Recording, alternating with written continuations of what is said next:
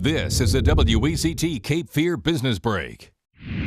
Hi, I'm Megan Donahue, and I'm joined by John Clell Hamm, owner of Hamm Hearing Aid Center. Clell, good to see you. It's a pleasure to see you, Megan. What are we talking about today? Let's talk about speech intelligibility today, Megan. Okay.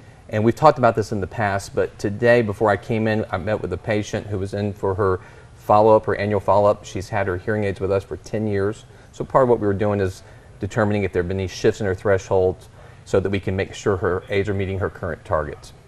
But part of our testing procedure today was to retest her speech intelligibility, and the good news was her speech intelligibility is still at 95%. And we've talked about this in the past, but the average person with hearing loss, if he or she doesn't treat it, they'll lose about 18% of their understanding every 5 years.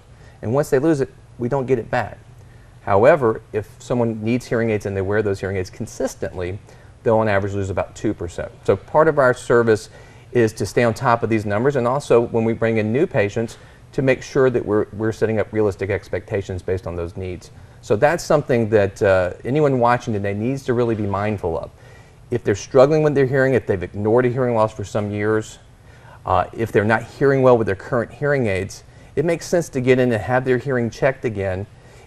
If they have hearing aids, get those programmed correctly and to meet the current target needs, or to discuss new technology that may better yet help them determine how to best treat their hearing loss. Okay, and you also help them with the maintenance of their hearing aids. Absolutely. One of the biggest benefits of working with us is not just the hearing aid, it's our ability to program those hearing aids, to take care of those hearing aids, to service those hearing aids, and to service those folks for years to come and make sure they're getting the very best results possible.